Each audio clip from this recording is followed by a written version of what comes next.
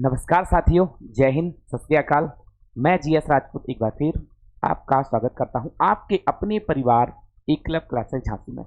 चलिए साथियों, एक नए सेशन के साथ कुछ अहम जानकारी आपके सामने। जैसा कि आप देख पा रहे होंगे, चुनाव से पहले क्या बढ़ने वाला है चीन बॉर्डर पे तनाव। क्या ये वाकई में चुनाव के चलते हो रहा है या फिर इस तरीके की प्रैक्टिस है कि भारतीय सेना जो है वो इस तरीके का प्रैक्टिस आए दिन करता रहता है, या फिर बॉर्डर पे जब क्राइसिस होता है उस समय ये करता है। तो कहानी क्या है, सिलसिलेवार तरीके से पूरी बात हम समझने वाले हैं। ठीक है, देखो, हम भारत एक तरफ देश देखें तो पाकिस्तान लगता है हमसे, जो एक तरीके से हमसे उस तरीके की इनके साथ सही से बनते नहीं। वो दूसरा देश जो चहेता रखता है पाकिस्तान को, चीन है। कभी चीन और हिंदुस्तान में नारा लगता था चीनी हिंदू भाई भाई, लेकिन फिर क्या हुआ। अच्छा, अगर मैं बगल वाले देश की कह दूं, बगल वाला देश बोले तो बगल वाला देश बोले जिससे हम ठीक ठाक सीमा साझा करते हैं, मुस्लिम कंट्री जो हमसे ही एक तरीके से जन्मा है। ठीक, तो इनके यहाँ कोई मोटिव तो है नहीं, गरीबी की स्थिति है, हम ज्यादा इनको अपना माइंडली लेते नहीं है, लाइटली लेते हैं, कोई दिक्कत ना होती है। अब बात आ जाती है इकोनॉमी पे दावेदारी रखने वाले चीन की। ठीक है, भारत पहले जैसा नहीं रहा। पहले हमारी इकोनॉमी कहाँ थी, अब हमारी इकोनॉमी कहाँ है। ठीक है, कुछ देश हमें अपनी इकोनॉमी के साथ एडजस्ट नहीं कर पा रहे हैं। ठीक, अब कहानी चल क्या रही है, देखो, हमारे यहाँ चुनाव आने वाले हैं। इस समय ये हम खबर पढ़ रहे हैं कि 10,000 सैनिक चीनी बॉर्डर पे हमने भेजे हैं। तो क्या कुछ लोग मान रहे हैं इस बात को भी, क्या ये चुनावी मोटिव है, या कुछ लोग ये भी मान रहे हैं ये तो भारत की रेगुलर प्रैक्टिस के अंतर्गत आता है। अच्छा, हम हमेशा ये भी देखते रहते हैं कि भारतीय जो सेना है अब कहीं ना कहीं वो 1962 की गलती नहीं दोहराना चाहता है। क्यों? क्योंकि 1962 के समय में हमारे साथ विश्वासघात किया गया था, क्योंकि हिंदू चीनी भाई भाई कहलाते थे। उस समय जो पहले प्रधानमंत्री हुआ करते थे देश के, या पहले प्रथम प्रधानमंत्री हुए, वो चीन के प्रति नर्म रवैया रखते थे, क्योंकि वो मानते थे कि चीन और भारत एक टाइम पीरियड में आजाद हुए हैं, जिसके चलते हम दोनों एक तरीके से ट्रीट करेंगे, आगे बढ़ेंगे भाई भाई का। लेकिन ऐसा नहीं हुआ, हमारे साथ विश्वासघात हुआ। तो क्या हुआ, बढ़ेंगे आगे। ठीक है, चलिए आगे बढ़ते हैं। देखो, आप एक ये लाइन देख रहे हो कि 10,000 इंडियन सैनिक, 10,000 सैनिक है, हमने उनको कहा चीन बॉर्डर पर भेजा है। अब चीन बॉर्डर पर भेजा है तो क्यों भेजा है, दिक्कत क्या है। अच्छा, इस कुछ समय पहले हम लोगों ने ये भी देखा था, थोड़ा सा और समय व्यतीत होता है 2019 वाले टाइम पीरियड में, कि चीनी बॉर्डर पे फिर से क्राइसिस हुआ था, भारतीय सैनिकों ने चीनी सैनिकों को पीछे खदेड़ दिया था। तो कहानी हुई क्या थी, और ये होता रहता है 1962 के बाद। अब देखो, अगर हम तब से देखें, 1962 के बाद से कहानी अगर देखें, तो भारतीयों की ज्यादा एक तरीके से झड़प बहुत ज्यादा होती नहीं है, लेकिन ये होता रहता है। ठीक है, आगे बढ़ते हैं हम। देखो, अब हम चीन के साथ जो बॉर्डर साझा करते हैं उस बात को आप समझिए। देखो, ईस्टर्न बॉर्डर की हम बात करें तो ये ईस्टर्न बॉर्डर यहाँ पे चीन के साथ बनाते हैं हम। ठीक है, ये सेंट्रल बॉर्डर है, इधर हम चीन के साथ भी सीमा साझा करते हैं। ठीक है, सॉरी, वेस्टर्न है, ये ईस्टर्न है। ईस्टर्न बॉर्डर पे अरुणाचल प्रदेश के अंतर्गत भी हम सीमा साझा करते हैं चीन के साथ में। अब अगर हम ये भी आपको दिखाना चाहें कि कितने किलोमीटर की सीमा हम अगर वेस्टर्न में देखेंगे, आप देखो आप, तो 1570 किलोमीटर की सीमा अगर हम चीन के साथ साझा करते हैं। वहीं अगर हम सेंट्रल के अंतर्गत देखें तो 545 किलोमीटर की सीमा साझा करते हैं। प्यारे साथियों, अगर हम देखते हैं कि ईस्टर्न के अंतर्गत हम कितने, ईस्टर्न सेक्टर में जो आता है वो हम कितने किलोमीटर की सीमा साझा करते हैं, तो हम देखेंगे 1325 किलोमीटर की सीमा साझा करते हैं चीन के साथ। ठीक है, तो हम कहीं ना कहीं चीन के साथ 3 जगह से सीमा साझा कर रहे हैं। ठीक है, अब देखो, चीन ने पीठ में खंजर भोंका। ठीक है, अगर देखते हैं इतिहास में, हम 1962 में अगर देखें तो 20 अक्टूबर के दिन यह घटना घटित हुई, जब हिंदू चीनी भाई भाई का नारा लगता था। देखिए, आप दिख भी रहा है, पूर्व प्रधानमंत्री जवाहरलाल नेहरू ने ही हिंदू चीनी भाई भाई का नारा दिया था। ठीक है, आप जिसको देख पा रहे हैं, 1962 में 20 अक्टूबर को ही चीन ने विश्वासघात करते हुए भारत पर हमला कर दिया। ठीक है, यानी चीन भारत युद्ध हो गया। उस समय भारत परिपक्व ना था, आज का भारत और उस समय का भारत बहुत अंतर है। लेकिन हम उस समय के भारत में भी परिपक्व नहीं थे, क्योंकि हम जानते थे कि चीन ऐसी हिमाकत नहीं कर सकता था जो उसने की थी। अब जब चीन और हिंदू भाई भाई का देखिए, ये उसी समय की अखबार की कटिंग है जिसको आप देख रहे हैं, हिंदी चीनी भाई भाई, जो अखबार में निकली हुई कटिंग आपके सामने लगी हुई है। यानी कहीं ना कहीं भारत यह समझता था कि चीन कभी भी ये हिमाकत नहीं करेगा, लेकिन उसने ये हिमाकत कर दी। ठीक है, तो हमारे यहाँ या चीन के यहाँ ये नारे लगते थे, देश में लगे हिंदी चीनी भाई भाई के नारे। तो कहीं ना कहीं हम ये समझते थे कि हम भाई भाई हैं और एक दूसरे से युद्ध वाली स्थिति नहीं होनी है। देख लीजिए आप, उस समय के नेहरू जी, उस समय वह ये पंचशील समझौता हुआ था। ठीक 29 अप्रैल 1954 को पंचशील जो समझौता हुआ था, उस समझौते पे हस्ताक्षर हुए थे। देखो आप सामने देख पा रहे हैं, पंचशील समझौते के 5 सिद्धांत जो थे, आंतरिक मामलों में कोई एक दूसरे के हस्तक्षेप नहीं करेगा, एक बात। दूसरी बात कहेंगे, संप्रभुता और क्षेत्रीय अखंडता का सम्मान रखेंगे दोनों देश एक दूसरे की। तीसरी बात अगर हम कहें, समान व्यवहार, परस्पर लाभ की बात करेंगे, दोनों देश एक दूसरे के लिए। गैर आक्रमण, कोई एक दूसरे पर आक्रमण नहीं करेगा, लेकिन इसके बावजूद भी चीन ने यह किया। अगर हम 5वां देखते हैं तो शांतिपूर्ण सहसहमति, यानी टेबल पर बैठ के सहसमिति होगी। ठीक है, सहसमिति होगी एक तरीके से कि जो भी सामंजस्य बीच में बना लिया जाए एक तरीके से, और क्या करें, वहां पे एक दूसरे से लड़ा ना जाए। देखो ये पंचशील समझौता था जो लिखा गया, पूरे तरीके से देखा गया। एक मिनट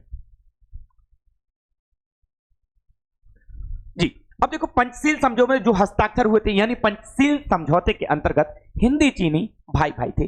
फिर ऐसा हुआ क्या, दिक्कत कहां हो गई है? दिक्कत हो गई तवांग मामले से। तवांग यहां है जो चीन के अधिकार क्षेत्र में आता है इस समय। तवांग में जो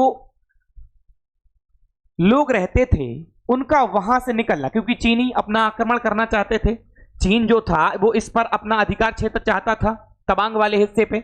बड़ा एरिया तिब्बत में आता था, बड़ा एरिया तिब्बत में आता था। तिब्बत के जो लोग हैं वो निकल के भारत की तरफ कूच किए और भारत में शरण लिए। बस मसला यहीं से बिगड़ता है। ठीक है, देखिए यहां पे अरुणाचल प्रदेश के अंतर्गत हम यहां देखें कि यहां जो तिब्बती लोग थे ये आए। अरुणाचल प्रदेश के अंतर्गत एक तवांग मंदिर भी है। तवांग जो मंदिर है वो बौद्धों का मंदिर है, वहां पे धर्म भी मनाते हैं बौद्ध। तो जिसके चलते चीन हमेशा दावा करता रहता है कि ये जो एरिया है वो हमारा है, और भारत इसको मानने के लिए तैयार नहीं रहता है, क्योंककि ये एरिया हमारा है। इन बेवकूफों को ये पता नहीं है कि पहले से ये धर्म कहां था और फिर कहां आया। तो उस हिसाब से ये कहते कि आपके पास ये मंदिर कैसे आता। अच्छा, 1962 की जो लड़ाई हुई थी उसमें चीन यहां पे भी अंदर आ गया था, लेकिन हमने उसको धकेल के पीछे किया। तो इस बात को भी मुद्दा बनाता है कि भाई हम इस अंदर तक आ गए थे, तो यानी अंदर तक हमारा है। ठीक है, इस हिसाब से तो फिर पाकिस्तान अफगानिस्तान भी हमारा है। तो देश इस हिसाब से थोड़ी चलते हैं ना। ठीक है, जिस हिसाब से सब चलता है उसके हिसाब से इनका गलत मोटिव है। तो मसला यहीं से बिगड़ता है कि जब तिब्बत के लोग भारत में शरण लेने के लिए आए यहां से निकल के, तो यहां पे चीन के लिए वर्ल्ड स्तर पर दिक्कत हुई। ठीक, उसके चलते फिर दोनों के बीच में क्राइसिस हो गया। ये जो मैकमोहन रेखा है आप जो देख रहे हो, वास्तविक में मैकमोहन रेखा की हम बात करें, जो मैकमोहन रेखा भारत और चीन के बीच में जो मैकमोहन रेखा है, वास्तविक में वो मैकमोहन रेखा अरुणाचल प्रदेश और चीन के बीच में है। जो अरुणाचल प्रदेश है, यहां पे जो लाइन खींची गई 1914 के अंतर्गत खींची गई थी, आज भी चीन उसको मानने के लिए तैयार नहीं होता है। तो वो जो रेखा है वास्तविकता है, वो रेखा जो है वो अरुणाचल प्रदेश और चीन के बीच में है। लेकिन हम फिर भी कहते हैं भारत और चीन के बीच में। कभी कभी ऑप्शन, अगर पेपर में ये क्वेश्चन आता है और ऑप्शन आपको भारत नहीं मिलता है, तो हम अरुणाचल प्रदेश और प्लस चीन पे जाएंगे। ठीक है ना बच्चा। देखो आगे बढ़ते हैं थोड़ा सा और। अगर हम देख रहे हैं, ये देखो वेस्टर्न सेक्टर है, मैकमोहन लाइन यहाँ पे भी नाम लिखा है, लेकिन वास्तविकता में देखा जाए तो यहाँ वाली जो लाइन अरुणाचल प्रदेश वाली है वो है सेंट्रल सेक्टर के अंतर्गत आ रहा है। ठीक है, यहां देखो ये आ रहा है। जे आप LAC देख रहे हैं, जे 1962 का ही है। जे LAC वाला एरिया जो आप देख रहे हैं ना, जे 1962 का ही है। हम आराम से, कोई परिपक्व नहीं थे। आज देखते हो भारत, आज के समय भारत देखते हो युद्धाभ्यास में लगा रहता है, कभी किसी देश के साथ तो कभी किसी देश के साथ। आज भी या आज के समय पे भी भारत ने एक तीनों सेनाओं को लेकर, जल सेना, वायु सेना, थल सेना, पोखरण में एक बड़ा युद्धाभ्यास किया। ठीक है, बगल वाला देश भी हिल गया। ठीक है, और उसने भी उसी समय युद्धाभ्यास करने का निर्णय लिया और युद्धाभ्यास किया कि भारतीय सेना हर्ष और उल्लास के साथ में हमारे देश में ना घुस जाए। इसके लिए भी मैं सेशन जल्दी से लेके आऊंगा, पूरी बात वहां पे करेंगे उसके लिए। हालांकि यहां और आगे बढ़ते हैं। ठीक है, इस समय हमने एक टनल भी बनाया है, उसको लेके भी बड़ी चर्चाएं हो रही हैं।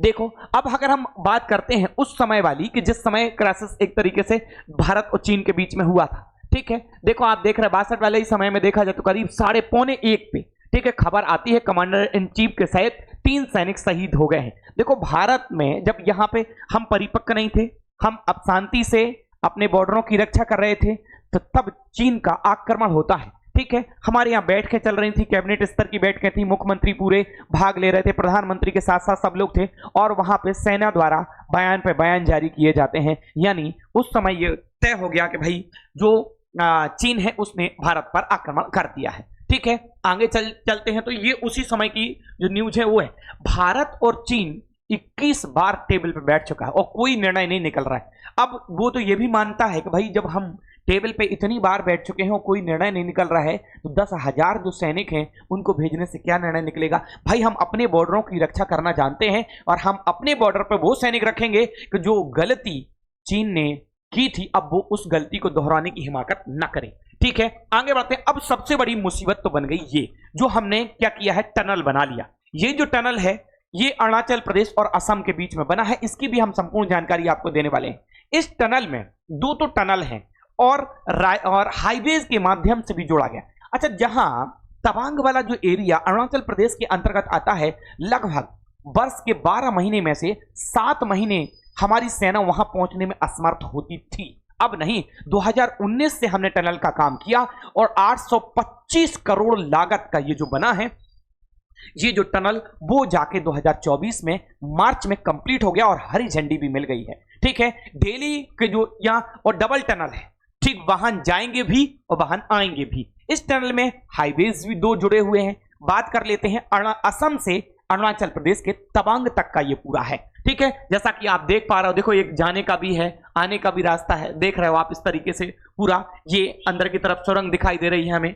अब देखो इसकी थोड़ी सी इसकी भी हम जानकारी कर लेते हैं। ठीक, असम के तेजपुर को अरुणाचल प्रदेश के तवांग से जोड़ने वाली ये सड़क है। ठीक है, सेला सुरंग आधारशिला प्रधानमंत्री नरेंद्र मोदी ने फरवरी 2019 में रखी थी और मार्च 2024 में इसका उद्घाटन हो गया प्यारे साथियों। ठीक है, हम कह रहे हैं इससे तेजपुर से तवांग तक की यात्रा ठीक 1 घंटे से जो अधिक का समय लगेगा, उससे कुल मिला के हम देखें औसतन 1 घंटे में हम उसको कंप्लीट कर सकते हैं। ठीक है, इसका निर्माण जो है सीमा सड़क संगठन के द्वारा 13,000 फीट ऊंचाई पर किया गया है। विश्व की सबसे ऊंची या विश्व की सबसे अधिक ऊंचाई पर टनल तो सेला टनल। ये कहां पे है, असम और अरुणाचल प्रदेश के अंतर्गत आएगी। भारत में है, इतनी ऊंचाई पर कोई भी टनल नहीं है। ठीक है, जो नई ऑस्ट्रेलियन नीति है उसके अंतर्गत एक मॉडल जो है उसके अंतर्गत इसको बनाया गया, इसको बताते भी हैं। ठीक है, आप इसका स्क्रीनशॉट ले लेंगे अच्छे से और आप इसको जूम करके पढ़ने का प्रयास करेंगे। सेला टनल 13,000 फीट की ऊंचाई पर दुनिया की सबसे लंबी डबल लेन टनल है। इसकी लागत 825 करोड़ रुपए आई। इसके उपयोगकर्ताओं की क्या है, उपयोगकर्ताओं की सुरक्षा को भी ध्यान में रखकर डिजाइन किया गया है। दरअसल इसे क्या कह रहे हैं, जेट फैन कुल मिला के और जो आधुनिक चीजें हो सकती है वो पूरी रखी गई हैं।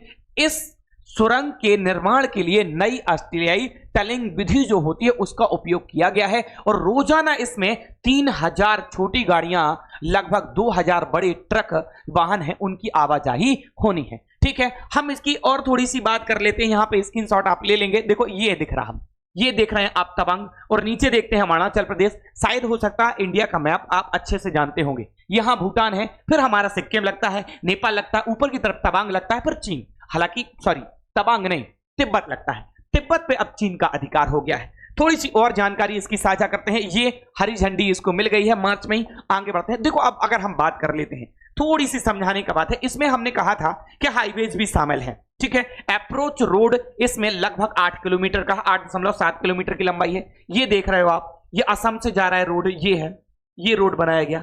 अब रोड से अब पहला टनल आया, टनल 1। क्या कह रहे हैं, देखो 1005 मीटर, लगभग 1 किलोमीटर का ये जो टनल है, ये देख पा रहे हैं। अब इसके बाद फिर से लिंक रोड दिया गया है, लगभग 1.5 किलोमीटर का, 1.3 किलोमीटर की लंबाई का फिर से रोड आ रहा है। उसके बाद फिर टनल 2 है 1595 मीटर का, लगभग 1.5 किलोमीटर हम इसको बोल दें। ठीक है, तो कुल मिला के 2 टनल आती हैं और उसमें 2 हाईवेज लिंक है। अच्छा, हम देख रहे हैं 13,000 फीट पर दुनिया की सबसे लंबी 2 लेन टनल, यानी वाहन एक लाइन में जाएंगे और दूसरी लाइन में वाहन आ सकते हैं। तो अब इससे भी चीन को कहीं ना कहीं धक्का पहुंचा है। देखिए, हम अपने बॉर्डरों की सुरक्षा के लिए, भारत जो है उस समय के हिसाब से और आज के हिसाब से भारत अपने बॉर्डरों की रक्षा बहुत तेजी से कर रहा है। ठीक है, बहुत सैनिक 50,000 से भी ज्यादा सैनिक लगा देते हैं जब जरूरत पड़ती है। तो हमारे सैनिकों में कोई कमी नहीं है, ठीक है। बस दिक्कत कहां होती है, भारतीय पहले लड़ना नहीं चाहते हैं, लेकिन चीन की नीति होती है। चीन की नीति होती है कि भाई देखो क्या करेंगे, किसी ने आज गलती की, हम उस गलती को अगर नहीं टोकेंगे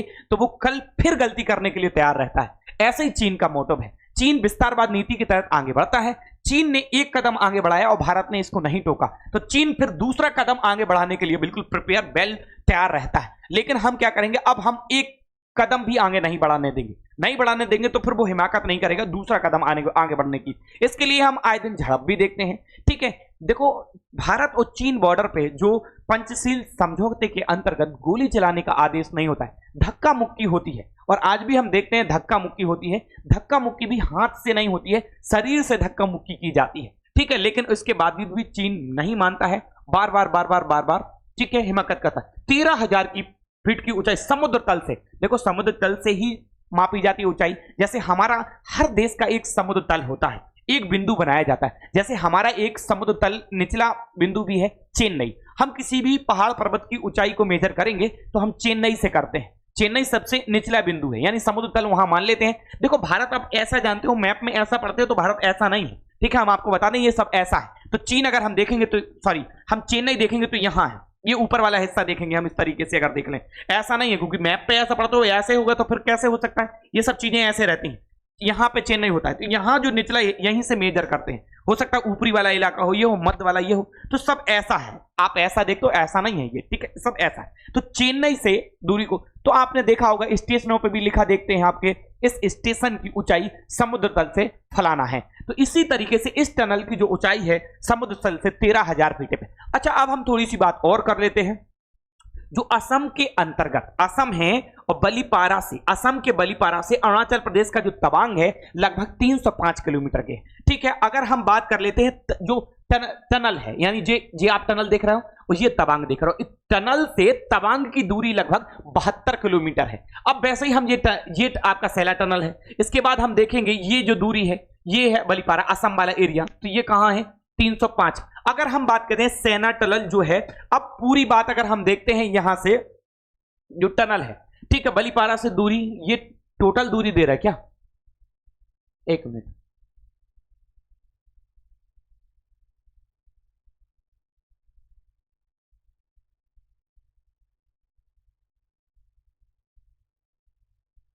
बलिपारा से भी दूरी दे रहा है, ये भी दूरी दे रहा है, एक मिनट, हाँ ठीक है।